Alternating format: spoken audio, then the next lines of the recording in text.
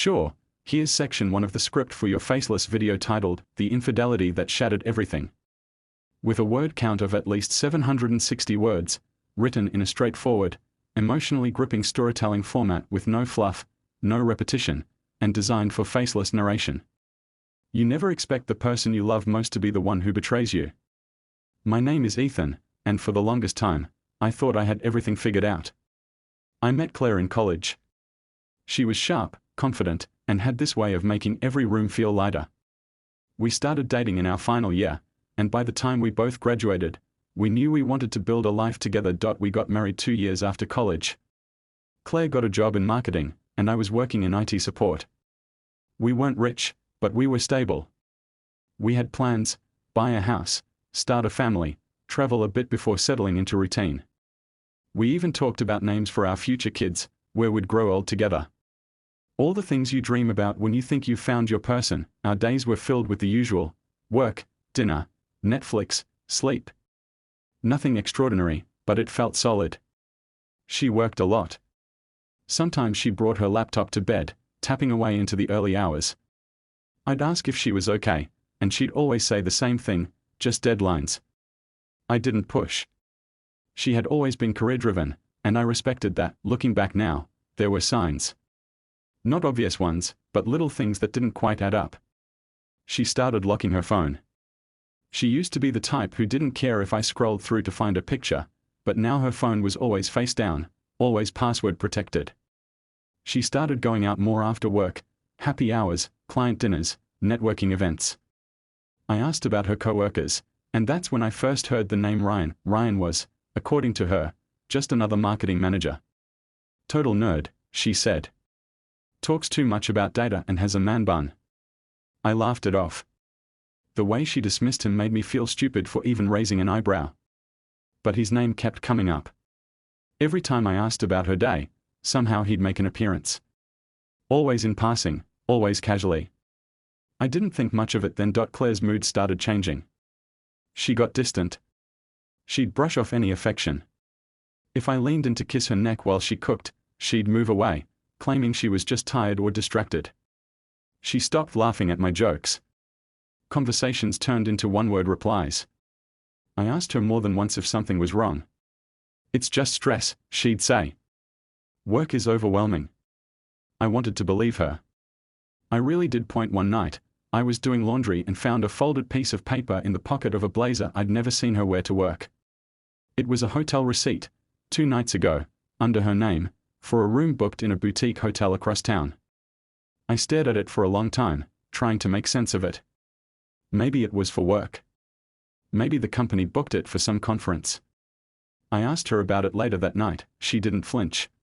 Said it was for a last-minute overnight strategy session with her team. Claimed the office AC broke down, and they needed a quiet place. Her voice was steady. Too steady. Something about how easily she explained it made my skin crawl. I nodded, pretending to believe it, but in my chest, something cracked. That was the first time I felt the real weight of doubt. The next few days, I tried to convince myself I was being paranoid.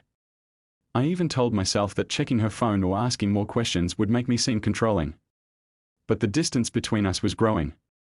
I'd wake up and she wouldn't be beside me. She said she couldn't sleep. That she had work calls with international clients. She'd sit in the living room with her laptop open, earbuds in, whispering. Every whisper chipped away at my trust. I started staying later at work just to avoid being home. Our conversations were robotic. I asked if she still loved me, and she looked away before answering, of course. But she didn't say it like she meant it. It sounded like she was just saying what she was supposed to. That's when I knew something was wrong. Not just stress. Not just distance. Something else. Something darker.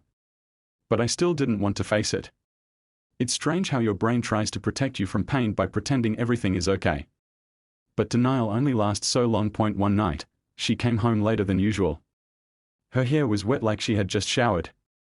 She said she'd gone to the gym, but she wasn't carrying her gym bag. I didn't say anything. Just nodded, looked her in the eyes, and for the first time, saw a stranger staring back at me. I wish I could say I confronted her then. That I called her out. But I didn't. I went to bed, facing the wall, pretending to be asleep, while she lay beside me texting someone under the blanket. I wanted to believe it was just work. Just stress.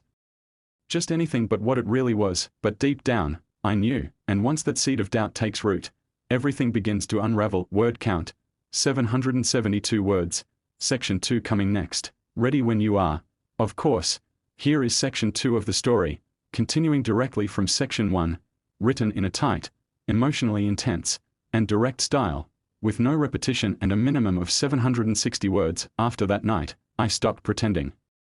I wasn't going to ask questions she'd lie about. I needed to know the truth for myself. I installed a location app on her phone while she was in the shower. It took less than 2 minutes. She didn't notice. The next time she said she had a late meeting, I watched her location update in real time. She wasn't at her office. She wasn't even near it. She was across the city, parked at a small boutique hotel. I stared at the screen for a long time. My hands were shaking, my heart pounding in my ears. I told myself maybe there was some explanation. Some mistake.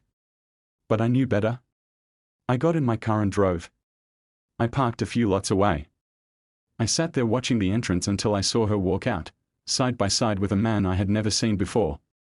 Tall, clean-cut, no man bun like she described. He held the door for her. She laughed at something he said. They looked like a couple. Not like co-workers. Not like two people accidentally leaving the same place. I didn't approach them. I couldn't. I just drove home. Every minute of that drive felt like a year. My hands were numb. My chest felt like it was caving in. I kept replaying every moment, every excuse, every lie, every fake smile. It all made sense now. The distance. The disinterest. The carefully curated lies wrapped in just enough truth to be believable. I walked into our apartment and sat on the couch in the dark. I didn't cry. I didn't scream. I just sat there, staring at nothing. Later that night, while she was asleep, I picked up her tablet. It synced automatically to her phone. Her messages were there. Dozens of texts between her and Ryan. That's when I saw his name. The same guy she said was boring. The same guy she casually mentioned like he was irrelevant. But the texts weren't irrelevant. They were intimate, shameless. Compliments, inside jokes, lunch plans that turned into "can't wait to see you again tonight." I read every one, even though each line burned. The worst was a message she sent just a week ago. Sometimes I wish I could just start over with you. No hiding. That sentence shattered something in me. It was one thing to cheat. It was another to want a new life without me in it. I didn't sleep. I waited until morning. She walked into the kitchen like everything was normal. I asked her directly, "Are you seeing someone else?" She froze. Then said, "No, of course not."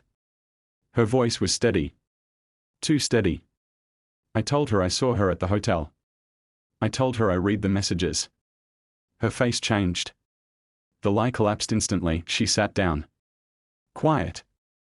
Then she said the words I'll never forget. "I didn't mean for it to go this far." She looked ashamed, but not devastated.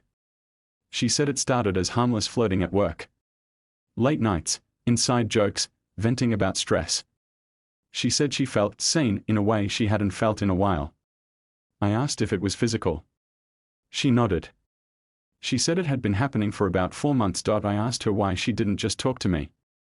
Why she didn't ask for space, for therapy, for anything but this. She didn't have an answer. Just more silence. She said she didn't plan to leave me. She wanted to figure it out. I laughed. It wasn't funny, but the absurdity of it made me laugh. She wanted to figure things out while lying next to me and sneaking off with someone else. I left. Took my keys and wallet and left. I drove to my sister Sophie's place and stayed on her couch. I didn't explain everything at first, but she knew. She always thought something was off with Claire. I spent the next few days feeling like I was falling through the floor. Couldn't eat. Couldn't sleep. My hands would shake randomly. I felt humiliated. Like a fool. 4 months of deception right under my nose. 4 months of trusting someone who kissed me in the morning and lied before dinner. Claire texted me every day. Apologies. Paragraphs about how sorry she was. promises that she still loved me. She even tried to blame the stress of work, our fading intimacy, her own confusion. But every excuse sounded smaller than the damage she caused. I didn't respond. Eventually she stopped trying to explain and started begging. She said she ended it with Ryan. That she wanted to fix what we had. That she would go to therapy, cut him off, rebuild trust. But some things can't be rebuilt.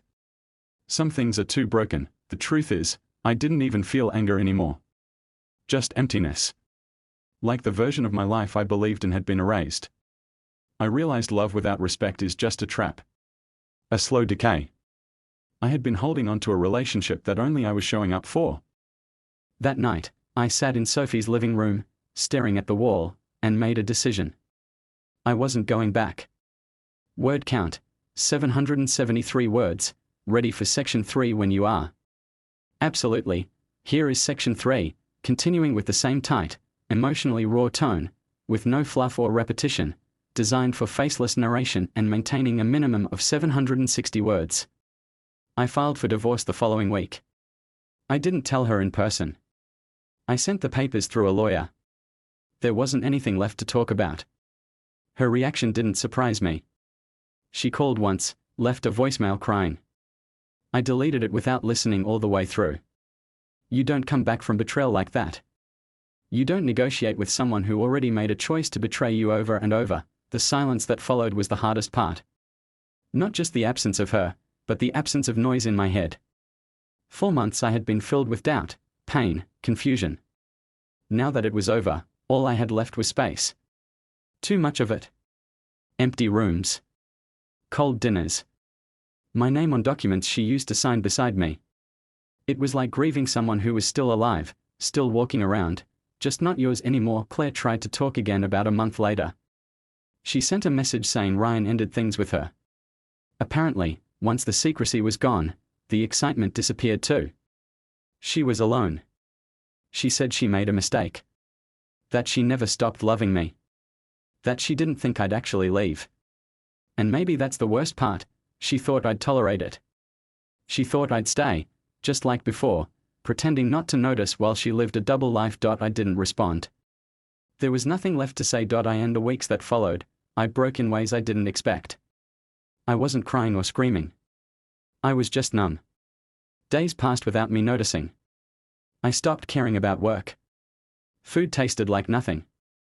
I couldn't sleep in the bed we used to share, so I started sleeping on the couch with a blanket over my head just to block the memories. I wasn't angry anymore. Just tired. Tired of carrying something that had already ended months ago. I was just the last to find out. Sophie eventually got me to start therapy. I went reluctantly, half expecting it to be a waste of time. But something shifted during the second session. I told the therapist that I didn't understand how I missed the signs. How I let it happen. She looked at me and said, "You didn't miss the signs. You chose trust. That's not weakness. That's love." That hit hard. For the first time, I stopped blaming myself. I started journaling. Writing helped. Seeing the truth in black and white gave me clarity. I started running again. I hadn't touched my sneakers in over a year, but every step reminded me I was still moving forward, even if it was slow. Healing didn't come all at once. It came in fragments, quiet mornings, meals I cooked just for myself, playlists that no longer reminded me of her. Eventually, the divorce was finalized. No drama. No drawn-out battles. We had no kids, no major assets to fight over. Just a shared past we were both walking away from. I didn't go to court. Let the lawyers handle it. When the documents came in, I signed them without hesitation. That moment didn't feel victorious. It just felt necessary. I decided to move. New apartment, new part of the city. Different grocery store, different streets. I didn't want to bump into her or anyone who knew both of us. Starting over required distance. Physically and emotionally. I took a new job, same industry, different company. The change of environment helped. No one then knew I had been betrayed. No one looked at me with pity. I got to build something without the shadow of what happened hanging over me. I started dating again after 6 months. Cautiously. The first few times felt awkward, mechanical. I was guarded. I didn't trust easily. I wasn't sure I ever would again. But I was honest about that. I told the people I met that I was rebuilding, and that trust was something I no longer gave freely. Some understood, others didn't. I wasn't in a rush. I just wanted to feel normal again. One evening, sitting alone on my balcony, I realized something. I wasn't angry anymore. Not at Claire, not at myself. I wasn't haunted by the questions. I wasn't replaying the past on a loop. The betrayal still happened, but it wasn't my identity. It was just a chapter. One I didn't choose, but one I survived. If you asked me now whether I'd ever fully trust someone again, I'd probably say I don't know. But I've learned that trust shouldn't be blind. It should be earned. And I've learned that love without honesty isn't love at all, it's dependency wrapped in fantasy. I don't regret leaving. I regret staying as long as I did. I regret making excuses for someone who never made space for the truth. But even that regret is fading. I don't know what the future holds. But I know what I won't tolerate again. I know what loyalty looks like, because I gave it without conditions. And I know what betrayal feels like, because I lived through it. This wasn't the story I wanted. But maybe it's the one I needed to finally understand my own worth. Word count: 777 words. Your full 3-part, 2,000+ word script is now complete. Let me know if you'd like the full combined version formatted as a single story or need voiceover timing help with narration pacing.